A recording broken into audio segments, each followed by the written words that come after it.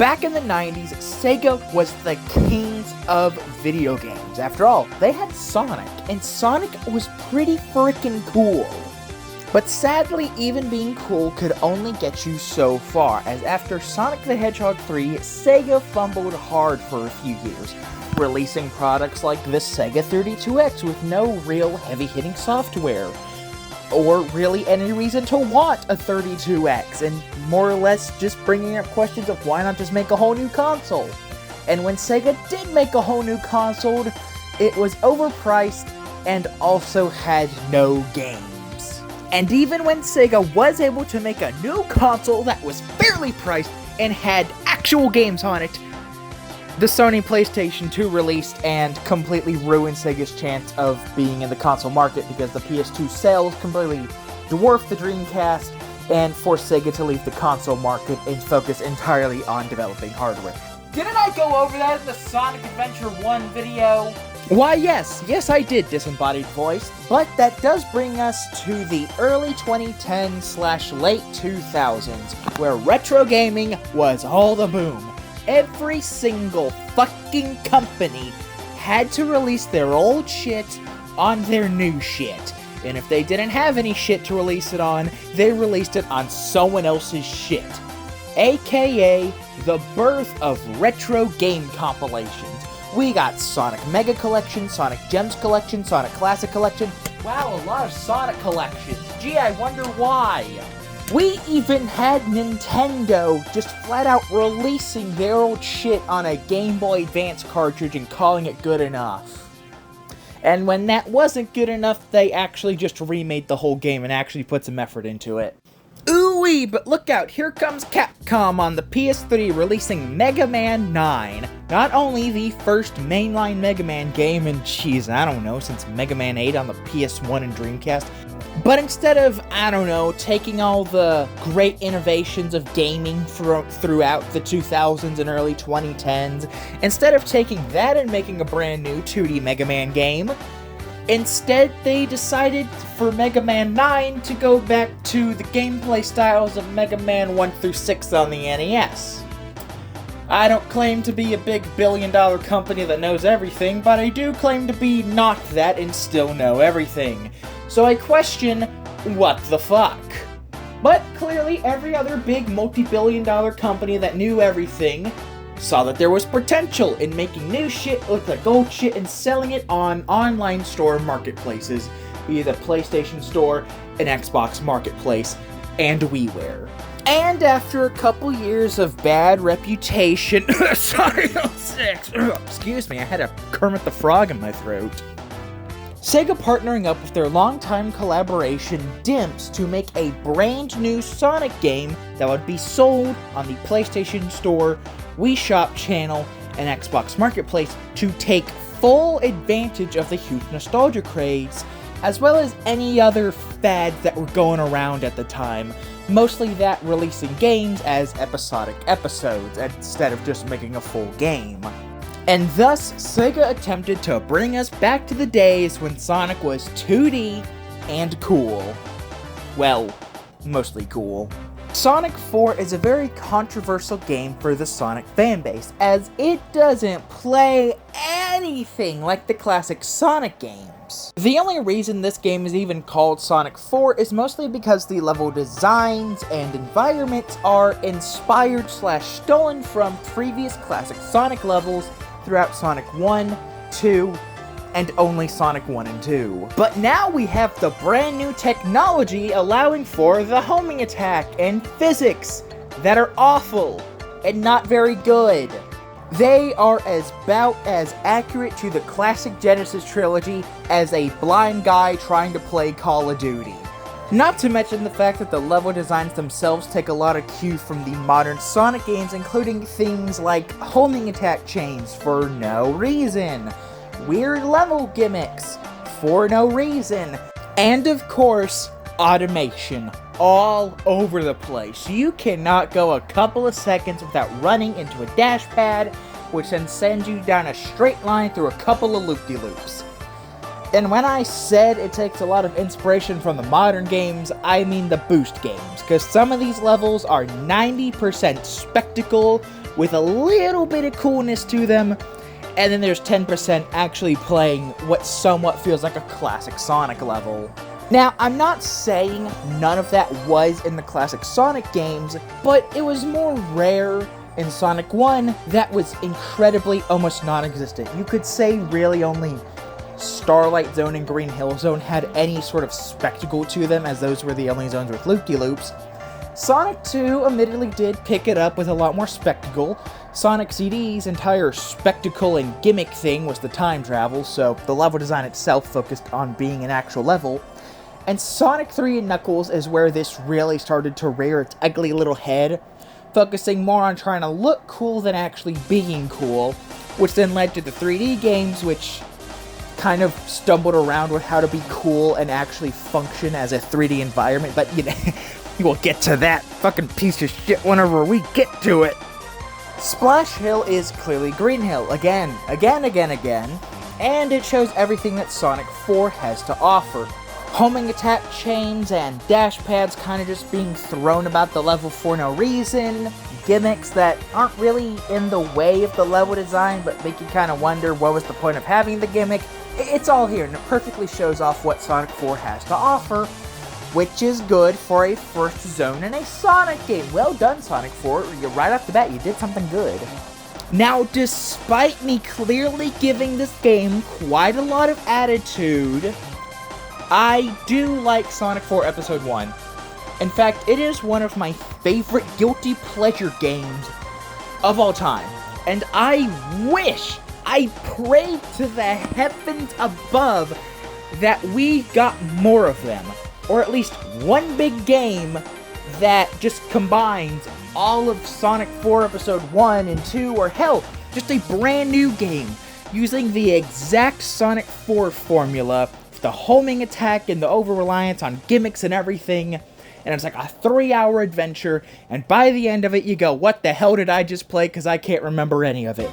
It is such a video game just for the sake of being a video game. It is defined by, if you think Sonic, this is what you picture, because this is stereotypical Sonic. You push the jump button, and you hold right. I enjoy it. The music and visuals of the game may not be the best. I hate the cel-shaded art style that this game tries to go for, because quite frankly, I don't think cel-shaded art styles in video games look good at all. But I cannot deny that this game just kind of has a game about it that just speaks to me. Yes, it is incredibly mid visuals-wise, and the music is kind of bland, but it comes together like a fine ratatouille. And I do find the way that this game is perceived online kind of sad, as I feel like too often people are hung up on the fact that it's called Sonic 4, and never stop to think about why it has the number 4, instead just assuming it has the number 4 because it's supposed to follow up Sonic 3. Yes, technically it follows up Sonic 3, but that's not the reason it's called Sonic 4. It's called Sonic 4 because it recognizes, respects, and wants to essentially reimagine what a brand new classic 2D Sonic game would look like in the modern day, that being the year 2010. I mean, yes, we do have examples like Sonic Advance 2, and Sonic Advance 3, as well as the Rush games, but those are less classic 2D Sonic and more of reinventing the wheel. Sonic 4, I feel like, is what Sonic would look like if he never went full 3D. If we stopped at Sonic 3D Blast and Sonic R and we never got the adventure games, this is what I imagine Sonic would end up looking like. Homing attack, spectacle, all within short, bite-sized 2D levels. This is essentially what we could expect from Sonic if we never got the adventure duology. And I feel like that's one thing people never really stop to think about. This was Sega telling us, hey, Sonic Adventure 1 and 2 may be janky and a little outdated by 2010, but be thankful we at least tried, because heck, we could be Nintendo over there. You see that? You see that right over there? That's called being lazy and releasing the same game 6-7 times in a row. To sum it up, because I was getting a little bit rambly there, it's not called Sonic 4 because it's replacing the classic games. It's called Sonic 4 because it is respecting and remembering the classic games. The bosses are also remixed from past game, being the exact same fight with a new phase added into them, just to kind of spice things up for the new game. While yes, I will be much more critical and say just flat out reusing the boss with only one new phase added is kind of fucking lazy. Now, I will say this, I do prefer the fact that the bosses are separated as their own act in each zone, as opposed to the way Sonic 3 and Sonic Mania does it, where every single fucking level has to end with a boss fight, or a mini-boss. I much prefer going 1, 2, 3 acts. Act 4 is just a boss fight. I much more prefer this. Next up is Casino Street, and I like this one. It's essentially just Casino Night Zone, but better. There's no real specialty to it, replacing the pinball gimmick instead with kind of a motif of playing cards and general circus ideas, with Act 3 focusing on you shooting out of cannons with light pinball elements, and Acts 1 and 2 focusing heavily on cards, even with the big spectacle gimmick, essentially being like the hollow rings from Sonic 3 Death Egg, but with playing cards that you have to homing attack in order to shoot around a segment of the level. Now, in the mobile version of Sonic 4, there is a pinball level in Casino Street where you literally just have to get like 15,000 points or something like that. It's fun. It's nice to have a pinball level in Sonic games. It's always fun to have, but it's not a very good level purely because of how the pinball table is designed. It's just very boring and repetitive. Alright, so far we are 6 levels for 6 levels. That is really good odds, and we're already halfway through the game, and I don't think there's a single level that I don't like. Which now brings me to Lost Labyrinth. This is literally just a labyrinth zone. There is no difference. Except for whatever reason, we're going for more of an Indiana Jones theme than an underwater temple theme, as I think there's only 2 segments in the entirety of the zone, excluding the boss fight, where you're actually underwater. I will admit that the torch puzzle is a little annoying, especially in that one segment where you're kind of just trapped in the dark, having to light the different torches in order to unlock a door, but you can only light like 2 or 3 of them, because if you light the wrong ones, it prevents you from progressing. It's a little annoying, but if you know what you're doing, it's not that bad. And this is the other zone with a mobile exclusive level, where they replace the In the Dark Torch level with just a Donkey Kong minecart level. The minecarts are present in the home console version, they're just not as prominent in this level. And I do like the mobile version more, with the Donkey Kong-esque fucking minecart level. I think that is a much more fun gimmick than Indiana Jones. The ball rolling, you know, it's there. It kind of just serves as more level variety. I wish they actually did something with it. I wish there was an actual platforming challenge involving the balls. And yeah, as I mentioned, there is not a lot of water within Lost Labyrinth Zone, which is very strange because Labyrinth's entire gimmick is being an underwater maze, and I would argue that Lost Labyrinth is more maze-like, but there's almost no water outside of the final boss of the zone. And I am just going to quickly interject this. I really wish this game had a ranking system, just to encourage more replay value. In Sonic 4 Episode 2, there are red rings that you can collect, one within each level, and that does add a nice bit of replay value. There is some nice replay value once you unlock all the Chaos Emeralds and can play as Super Sonic, allowing you to just go back through the levels just for the fun of it and completely abuse the level design with Super Sonic. But there's not really any major incentives. I wouldn't say any of these levels are so good you want to replay them over and over and over again. It just kind of plays into the fact that it's a very standard Sonic game with not a lot sticking out, making you want to play it over and over again. Mad Gear Zone is the last zone in Sonic 4, and it is essentially just Metropolis from Sonic the Hedgehog 2. Just like Lost Labyrinth, Mad Gear is significantly easier than the original level that it is inspired by. In general, I think Mad Gear is actually kind of fun. I really like Act 1. I think the whole instant death wall in Act 3 is kind of cool. You know, it adds something, just anything to make it feel like an actual final challenge.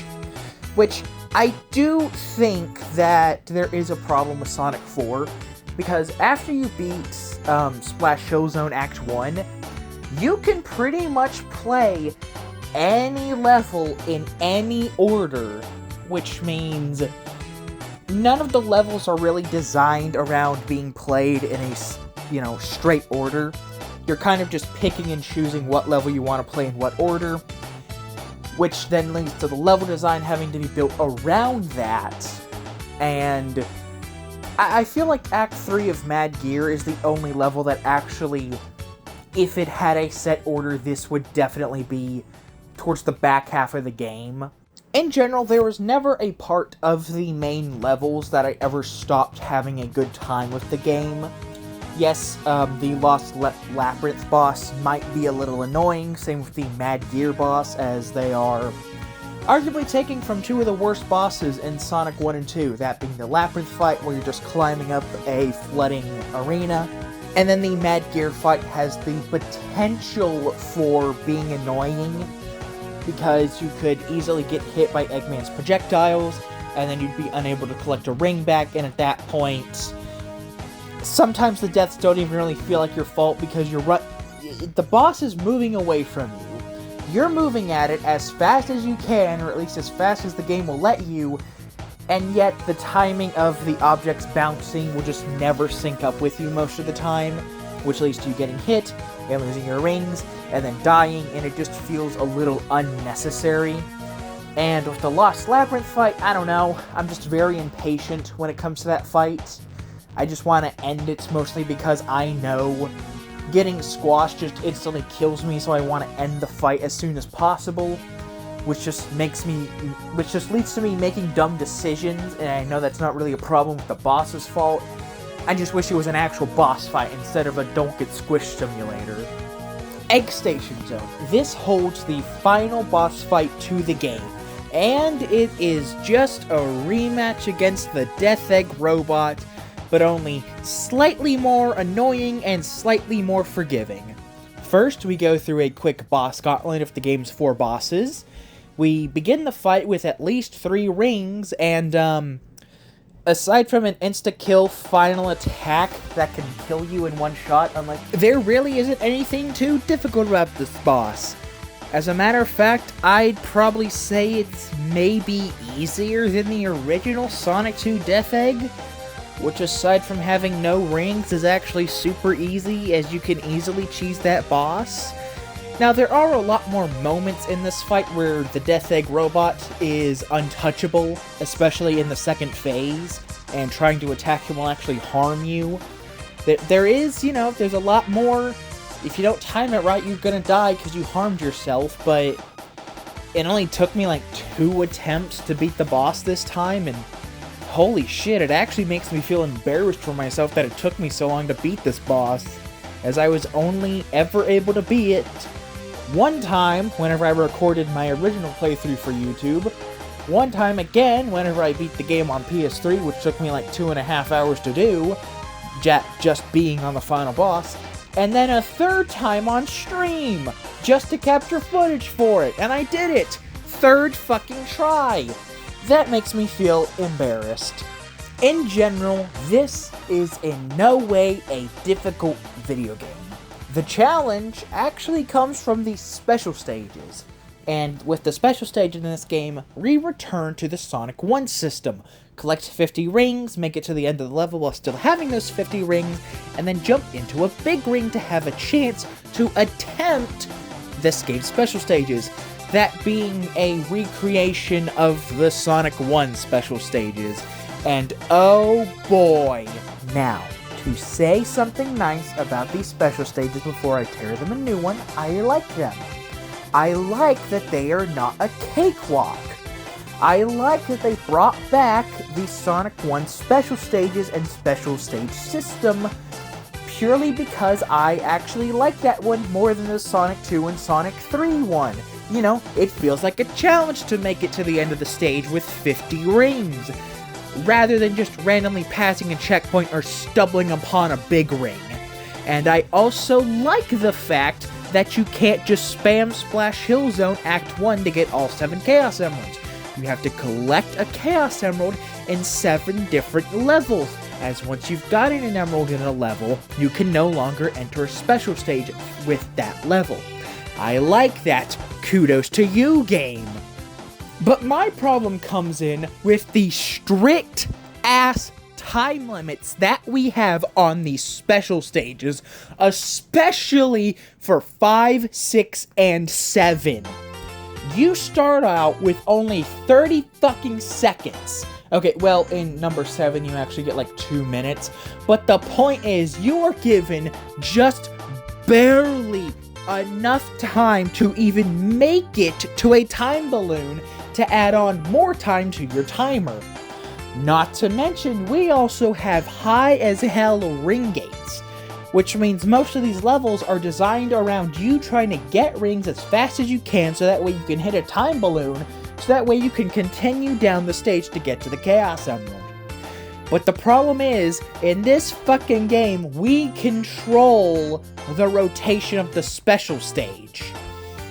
And Sonic likes to get stuck on fucking surfaces like it's a fucking... What's something that's sticky? Like a fucking fly to a anime figure cum jar.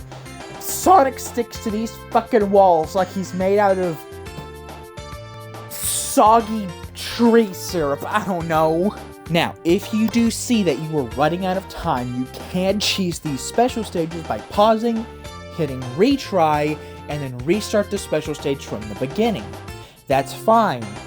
But when the game starts placing bumpers directly next to insta-kill buttons, I suppose that's what they are, next to you have to go in between the bumpers to progress, I start to get a little pissed off, especially when I am trying my damnedest to collect every single ring I see, control this unwieldy fucking hog to make it to the Chaos Emerald within like a 4-second time limit, and I barely grace one of my ass hairs against a bumper, and I am shot straight to the fucking moon at fuck off miles per hour into an insta-kill death button.